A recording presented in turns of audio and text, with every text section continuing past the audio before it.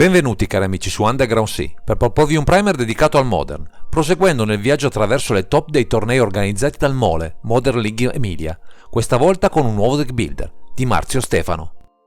Se nel precedente appuntamento vi abbiamo parlato di artefatti e robottoni assortiti, questa volta è a farla da padrone una tribe molto consistente in questo formato, gli umani, che da sempre fanno capolino qua e là con del lore tech, pronti ad aggredire l'opponente di turno. In questa occasione, a dare una spinta nella loro azione, c'è una creatura che offre una tech impressionante se ben supportata, tanto da trovare gioco in formati complessi come quelli a 100 carte, o addirittura venire bannata, tale è tanta la forza che sa imprimere ai suoi simili. Questa volta vi parleremo di Naya Winota.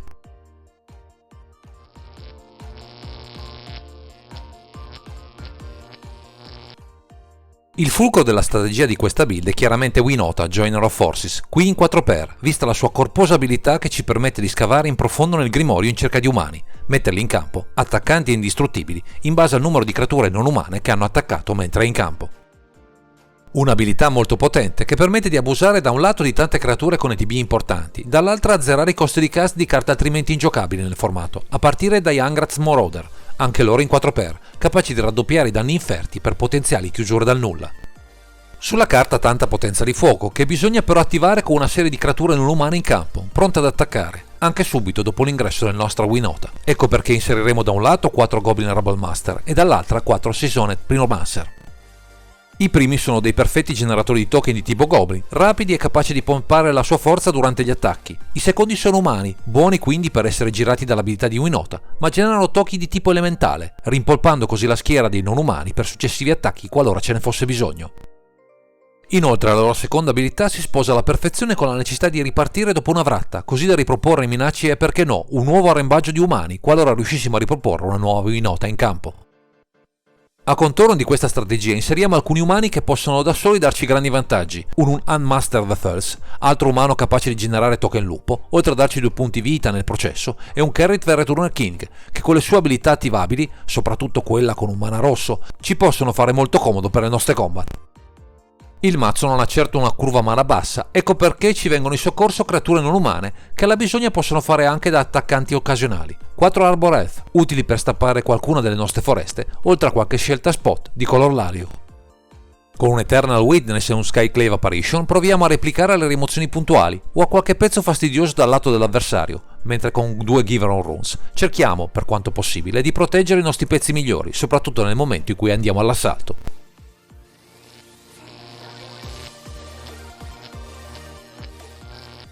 Con un comparto creature così corposo dove spicca Winota, Joiner of Forces e le sue sinergie, lo spazio per le magie è certo risicato, ma viste le finalità offensive di questa lista, qualcosa di utile, sia per ripulire il board da paranti fastidiosi, sia per finire il nemico, è bene averlo.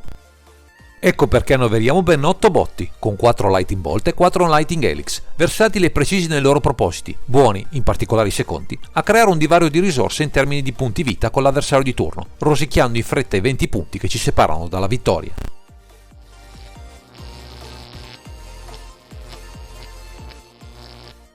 Visto che siamo in fin dei conti un tricolor, ma pretendiamo di essere veloci per impostare una race, fino a scatenare nel quarto turno, o anche prima, tutto il potenziale di Winota, è chiaro che ci serve qualcosa per stabilizzare i colori in campo, per non rischiare di inchiodarci da soli.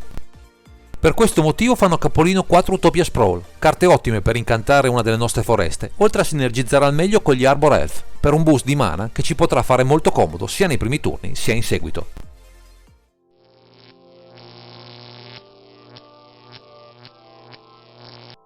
Viste alcune scelte specifiche per avere più mana in fretta, unita a una serie di carte dai costi di cast specifici non proprio facili da sostenere, nella mana base dovremo concentrare il massimo dei nostri sforzi per far sì che tutto funzioni per il meglio.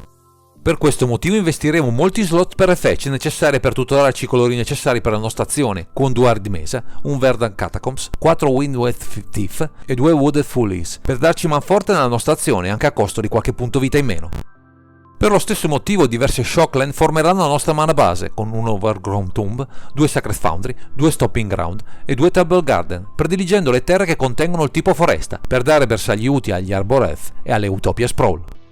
Resta ancora qualche slot libero per alcune terre base, 3 foreste e 2 pianure, e per una terra speciale, un Dryad Arbor, che può fungere alla bisogna come ulteriore bittante, così da aumentare le speranze di successo della tech presente nella nostra Winota Joiner of Forces.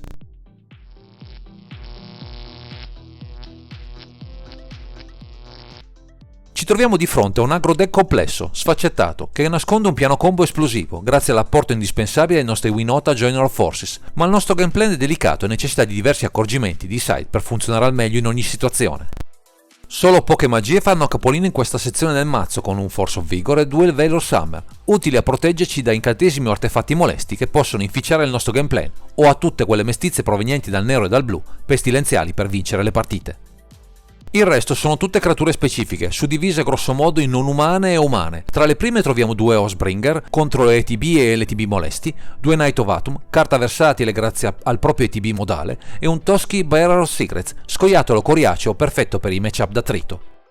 Tra le seconde ci sono diverse scelte che spaziano su vari fronti, un Ariok Champion e 2 Sanctifier Vec, protetti entrambi dal nero o dal rosso, perfetti contro chi fa recursione dal cimitero, e un Avalanche Rider e un Magus of the Moon per scombinare le mana basi avversarie. Chiudono questa carrellata di umani un Outland Liberator, utile rimozione contro incantesimi e artefatti, e un Selfless Gift Weaver, che ci offre l'indistruttibilità a tutto il board, salvandoci da War Wipe, sempre molto pericolosi per la nostra strategia offensiva.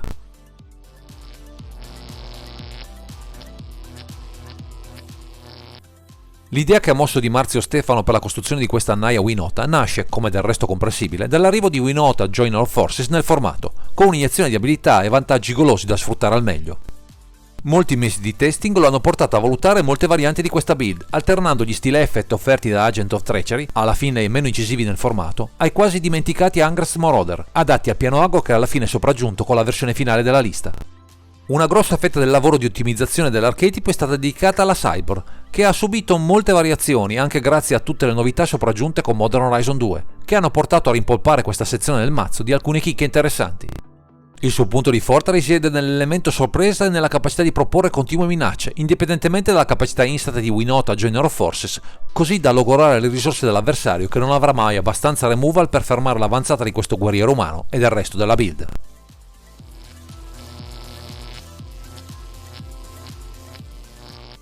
Secondo Di Marzio Stefano, il gameplay concepito per questo Naya Winota basa le sue fondamenta su alcuni concetti semplici, anche se non sono certo banali da mettere in pratica, vista la velocità che ha attualmente il Modern, con il suo meta sempre in evoluzione. I primi 1 o 2 turni ci vedono attendisti, pronti a costruire la mana base o a replicare, se necessario, con qualcuno dei nostri botti, a qualche minaccia estemporanea, per poi partire a popolare il board di quanti più token possibile, chiaramente non umani. L'arrivo di Winota Joiner of Forces deve sfruttare al meglio la combat di queste creature, così da proporre un board importante che spesso ci permette, tra ETB e semplice presenza in campo, un value che difficilmente il nostro avversario potrà sostenere per molto tempo.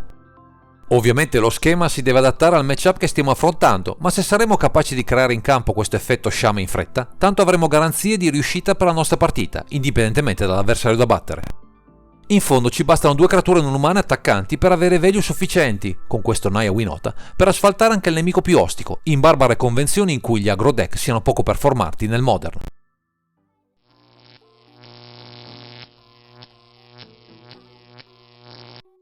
Grazie ai consigli del nostro Builder proviamo ora a comprendere come questa lista si posiziona nel meta Modern rispetto ai diversi archetipi che al momento bazzicano tra i tavoli da gioco. La grossa differenza di questo archetipo rispetto al meta attuale si vede tra gli archetipi in grado di proporre interazioni più o meno spinte a quelli che sono esclusivamente concentrati sul loro gameplay, lasciandoci spazi sufficienti per asfaltarli in poche mosse azzeccate.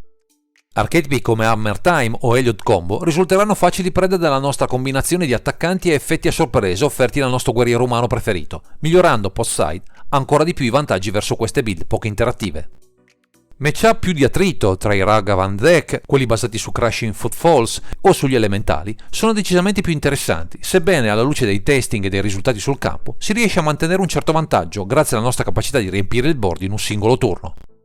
Decisamente più ostici i matchup contro i control deck a base Azorius, soffrendo molto sia le magie in grado di esiliare la nostra Winota, sia i counter e le vratte che spezzeranno il nostro gameplan. Ecco perché buona parte della sideboard è dedicata a migliorare questi matchup, non certo facili. Non abbiamo una situazione di totale svantaggio con questa Naya Winota, ma dovremmo sudare non poco se il meta si spostasse con insistenza verso i mazzi basati sul controllo, a meno di qualche aggiustamento in questa build, tutta orientata a menare l'avversario senza tanti scrupoli.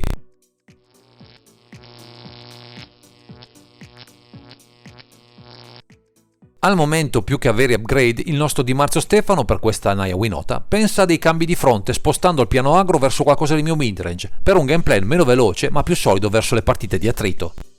In questo caso si dovrebbe aggiungere il blu riducendo lo splash verso il nero, così da introdurre gli Agent of Treachery a discapito di Kenrith the Returned King e di uno degli Angrat Marauders, così da introdurre gli Steel Effect per un maggiore contrasto delle minacce avversarie. Così facendo potremo inserire le fauna Shaman tagliando dalla lista le Given Runes, così da assicurarci una maggiore stabilità nelle fasi avanzate delle nostre partite tempo, avendo la possibilità di tutorare più facilmente i pezzi strategici presenti nella nuova incarnazione del mazzo. Se invece si predilige il gameplay duro e puro presente nell'archetipo che vi abbiamo presentato in questo video, provate a dare una chance a Change for Glory, carta possente e inaspettata che potrà regalarvi molte soddisfazioni a patto di tagliare via lo Skyclay Apparition e l'Eternal Witness della lista.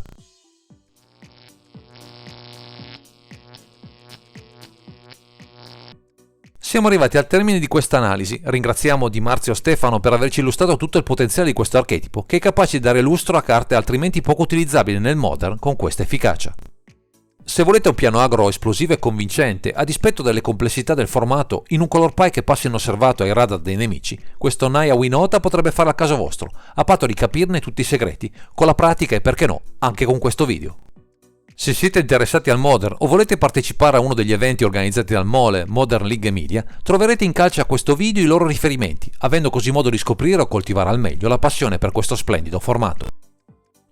Direi che questo è tutto per questo video, grazie per averci seguito e non dimenticate di commentare, condividere e sottoscrivere il canale per ritrovarci sempre qui su Underground Sea. Underground Sea è sponsorizzato da Car Market, il più grande marketplace d'Europa per le carte di Magic.